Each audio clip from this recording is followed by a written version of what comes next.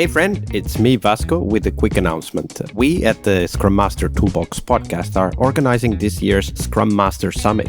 For tickets and details on the summit, check out the URL bit.ly/SM Summit 22. All one word, SMSUMMIT 22. And now, on to the show. Hello, everybody. Welcome to one more week of the Scrum Master Toolbox podcast. And this week, joining us from Virginia in the US is Julie Wyman.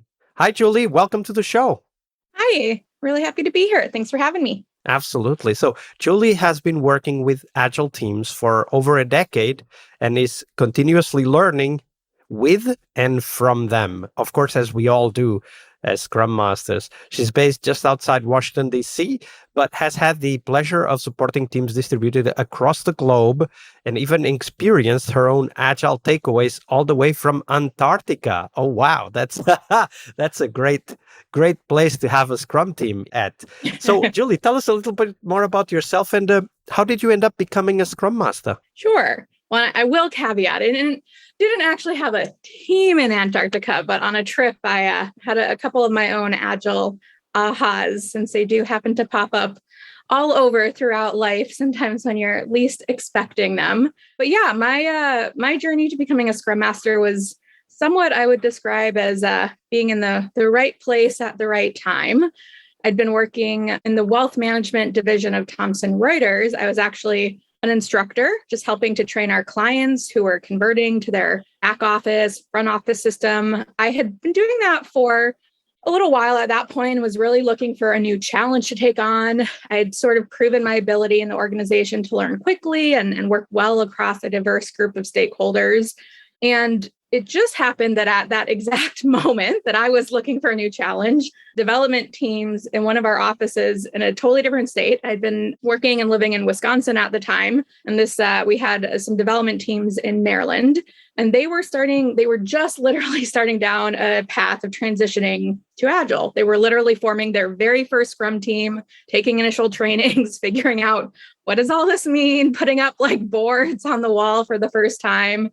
And the leader that was overseeing that effort was looking for someone to become the first like full-time Scrum Master. Like up until then, they'd just been tapping existing managers to sort of fill a role like a QA manager, a software development manager, people who had full-time roles and were just sort of filling in as they tested this whole thing. And so really, since she kind of oversaw both of our groups and she knew I was looking for a challenge, I had the opportunity to interview. And for me, I was like, okay, started reading up on this whole Agile thing.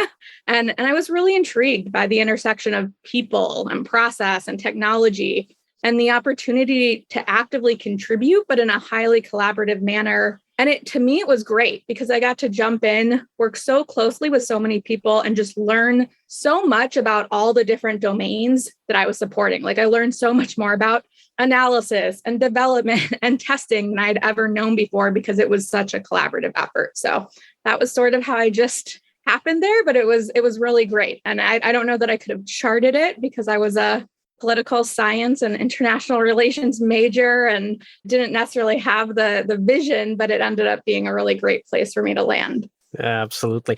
Many of us Scrum Masters have unusual and unexpected journeys toward the role. This is just another great example of that, Julie. And of course, as we have these unexpected journeys towards the Scrum Master role, we sometimes have to learn the hard way by, as they say, hitting the head against the proverbial wall. So today's Monday, it's Fail Monday here on the podcast. So we want to explore one of those stories so that we can learn from that. But first, tell us the story. Tell us how it all started, where you were, what teams you were working with, and walk us through the steps as they unfolded in front of you. I love this question. To me, learning is all about going through it and experiencing it and seeing firsthand kind of what step you took and why and understanding that. And so what clicked for me for this one is really early on as I was transitioning from being a full-time Scrum Master to just getting started in my Agile coaching journey. And in particular, I had just taken the Coaching Agile Teams course with Lisa Adkins and Michael Spade. And I was super excited. I was intrigued by this coaching idea and the impact that it could have. And I was really eager to practice spending more time in this coaching stance that I had heard so much about. I went back to these, I took the class, I was pumped. I went back to these couple teams that I had been supporting. I was armed with a bunch of powerful questions, and I was totally intent on letting them discover and guide more of, where they wanted to go. And so at that point, I probably started asking them, more open-ended questions than I had in the past. And they were struggling. They struggled to know how to respond because they were extremely, extremely early in their own Agile journeys. These were not like experienced teams who are just trying to get to the next level. They were really new teams. And I mean, nothing like super terrible resulted. They just were like, I don't know. It just was like, they just were struggling. So what kind of feedback did you get? Like, did they look back at you and ask, what do you mean? Like, what happened? These teams were based in the Midwest.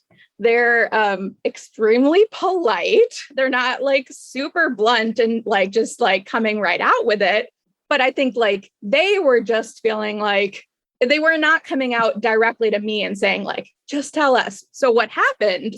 So for a while, I was just trying, like I was trying to, stay in this stance that wasn't probably particularly useful to them. Luckily, a few months, not too long in, my supervisor came by and actually did a quick and informal retro of sorts with the team, actually asked them for feedback on me and how it was going. They were initially a little hesitant, but they were able to share that like it was generally good. And they appreciated that I wasn't coming on too strong, but they actually would really like if I would just sometimes tell them what I thought they should do instead of asking them what they wanted to try next. And so they were essentially providing that feedback that what they needed most in that moment was mentorship and teaching and less coaching. And so that was like great, right? Like that feedback, eventually came, and it came through, my coach, my supervisor.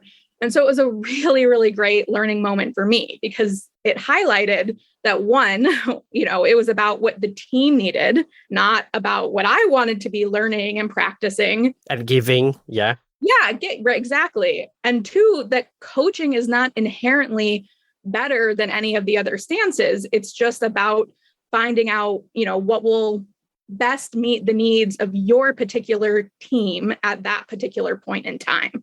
I think, there's this feeling that like coaching's more elevated or coaching's more advanced. And it really is really more about, what does your team need, right? And so I wanted to make sure, I wasn't ever holding my team back or disempowering them, but it was equally important to realize that I was actually giving them the level of support that they both wanted and needed. And that in that moment, being more hands-on and directing and was fine. It was useful. It was actually better setting them up for success. Yeah. And I think this brings us to another important topic. I mean, as Scrum Masters, probably all but the just beginning Scrum Masters have been in that situation where they were trying to coach a team that needed to be trained or trying to train a team that needed to be coached. And those are very normal. Like that lack of agreement between your stance and the need of the team is something that we need to start to recognize. We need to learn to recognize.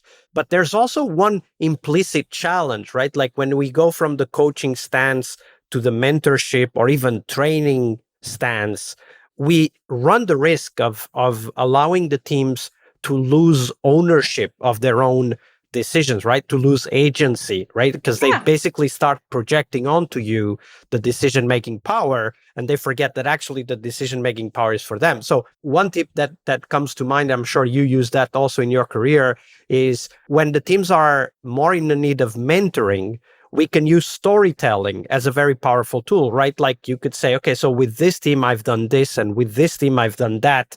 And this team, it made sense to do this because, and in that team, we did something else because. What do you think? Which of these two options would fit your context better, right? So that we are at least giving them the opportunity to keep their agency, to keep the ownership over their decision-making responsibilities as well, right? Yeah, I mean, I think that's a really great, example. Again, it's like you do need to be there, meet them where they are. But I think that's a good way to kind of lay out the pattern, right? To say which of these seems most familiar, which of these paths do you think will best sort you, but you're still giving them paths to choose from. I mean, I think a lot of it comes down to this, there's a lot of emphasis on self-organizing teams in Agile, right? And it's like the ideal, but the thing is, self-organization is not, how teams always just appear. Like by default, not everyone has experience that way, right? Like everybody's capable. Everyone's very, functioning as a person and a full person who's capable, but working together entirely as a self-organizing team is a journey. And it's not something that is like fully formed on day one. And so I think like we just expect, if we think, oh, the team just like knows what they want to do and I'm just here to step back, like you're not always meeting them where they are on that journey. So I think that's kind of, what I learned. And then I saw that as I've worked with other Scrum Masters, I've seen them fall into the same trap. So me having experienced it also was able to help me give empathy to what they were going for, because I've been through it. Absolutely. This is a great point too. And first of all, I wanted to highlight something you said, which I think is really important for us to accept and work from as coaches and as Scrum Masters, which is self-organization is a journey, right? You don't give self-organization, you help teams become self-organized. And of course, the other thing that you just said is because we make mistakes, we have more empathy towards those that also make mistakes. Yeah, for sure. That was a great story. Thank you for sharing that, Julie. Yeah, absolutely.